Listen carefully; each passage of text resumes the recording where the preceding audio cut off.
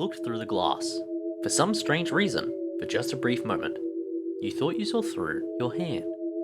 Looks like the hand is out of the way now. Slipped through your hand after hand, and you couldn't be lost and lost. Stubborn where the night creates the fountain by its own hand. If you want my hand, Your you'll hand have to made find the the night night. drifting forward in the shadow of the night's hand. But, Lightness, You're gonna have to put your life in my hands. hands. Kinda literally.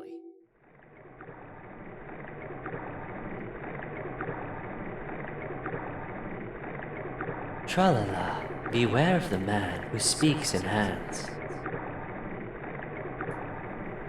Hands are commonplace in Deltarune's foreshadowing. Spampton and Kris ripping out the soul with their hand really push to the forefront the idea that hands are symbolic of control. I want to present an alternative idea of hands instead symbolizing power in a broader scope, whether that be the power to change fate, take control, or raw physical/magical power. I came to this conclusion as recently I've been looking into the handedness of characters. It's not always consistent, but I thought it might give us some information. I've done the research, so I may as well present it as a resource in case it becomes relevant in the future.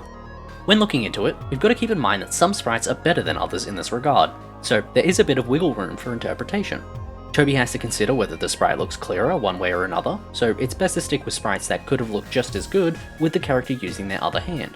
Using Berdly as an example, due to his handedness being a small plot point with his arm being able to be fried, I'll run through the general process I used. This is an inconsistent sprite, since although not flipped, there is a left and right version of this sprite with his hands changing position. So we don't consider this as much as we do with, for example, this sprite.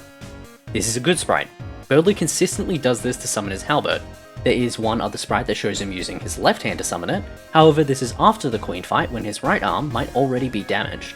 We can insinuate that the reason Berdly uses his left arm here is simply for consistency in the cutscene between versions, as this one is used much more often.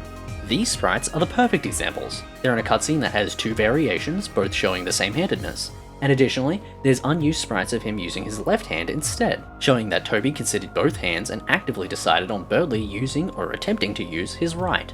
With this, we can declare that Berdly is presumably right-hand dominant, and I can go through a few more characters a bit faster. I'll only be showing good and perfect examples of sprites, and I will use some unused sprites, but I'll add this marker over any of those for clarification. These are Noelle sprites that indicate left-handedness, and these are the ones that indicate right-handedness. She holds things to her left when she uses both hands. Her computer mouse is also left-handed. However, typically in battle and when holding things in one hand, she often uses her right, which is also the hand the thorn ring gets put in. Admittedly, she seems mixed-handed. If I had to pick, I'd say she's right-hand dominant. It's mainly the mouse that makes me unsure, but perhaps she was mimicking Des? Also, in regards to the computers, Asriel/Kris's computer use a left-handed mouse. Toriel and Alpha's use opposite-handed mice to one another. I couldn't decide whether they'd use the mouse like this or like this while teaching, though in Undertale, Alpha's used a right-handed mouse, so I assume Toriel's is inversely left-handed.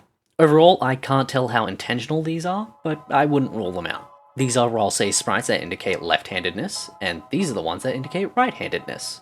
Ralsei is probably the most simple so far. He seems very likely to be left-hand dominant. Here's Susie's left-handed sprites, and her right-handed sprites. She could be right-handed or mixed-handed, but apart from Chapter 1 having a flipped battle sprite, she's stuck to left-handed swings for combat, so I'm personally assuming left-hand dominant. Kris is the reason I started looking into this. I'm sure you're aware by now that Kris and the Roaring Knight have a lot of similarities, and I wanted to see if their handedness was another. Kris is at the very least proficient and comfortable wielding weapons in both hands. They holster their sword on their left and always use their left when holding the shield, both of which indicate right-handedness. However, their two-handed swings seem to be left-handed, and they always hold their sword in whichever hand is more convenient. They store their light-weld knife on their left, they throw us with their left after Chapter 4's Snowgrave sequence, which I assume is them using their strongest arm. These are the remaining sprites that indicate left-handedness. I want to point out this one specifically that is actually an Earthbound reference, except Ness instead uses his right hand. Then the remaining sprites that indicate right-handedness. With the large sample size, I feel comfortable saying that Kris seems to be intentionally mixed-handed. And side note, although I'm less confident in it, the rest of the Dreamers seem to be left-handed, so perhaps left-hand proficiency is a learned behavior by Kris?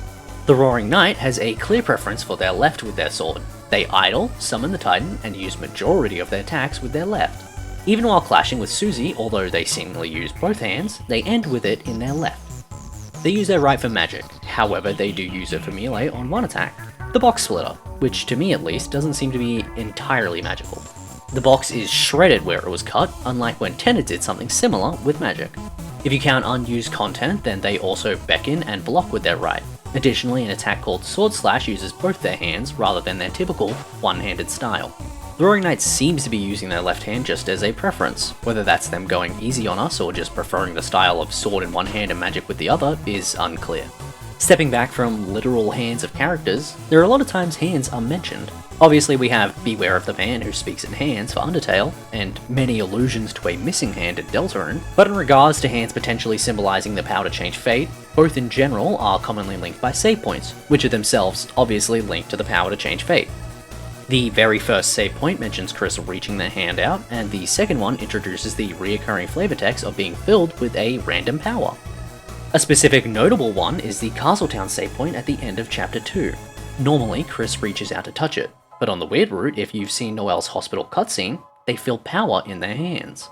Also notably, on Chapter 4's weird route, some of the save points that usually have dialogue don't, as if to say Kris explicitly isn't filled with power. But this could just be because these are too tonally different for the story the weird route is telling. Susie punching the prophecy is on the nose, she shattering a manifestation of fate causing her hand to bleed. When dying, rather than allowing the world to be covered in darkness, you can take the future in your hands. And again, when dying, but specifically to the knight on their final attack, the one where the knight's hands glow similar to the descriptions of the soul, it's said that your power is shining. The Roaring Knight's hand gets a few mentions elsewhere too. Jebel, Queen, and King all specifically mention their hand rather than their weapon. Queen does mention their blade, but it's presented as a tool being filled with power rather than a powerful item itself. Queen also apparently has a video of the knight making this fountain, so it's interesting that she seemingly makes a right hand here and not left, but this could just be a stylistic choice on Queen's part. There are a few other one-off mentions that are interesting. Although it's in Undertale, when you use the punch card in battle, your attack increases as your hands burn. When talking to Swatch about the Neo body after beating Spamton, he'll mention that colour was splashed from a light in his hand, which gave it its incredible power. There's also a surprising amount of references to hand washing in both games. But for an in-depth reasoning on how hand washing is related to control for Kris, and a very educational video on OCD, I recommend Kris Dreamer and OCD Representation in Deltarune by Freezy.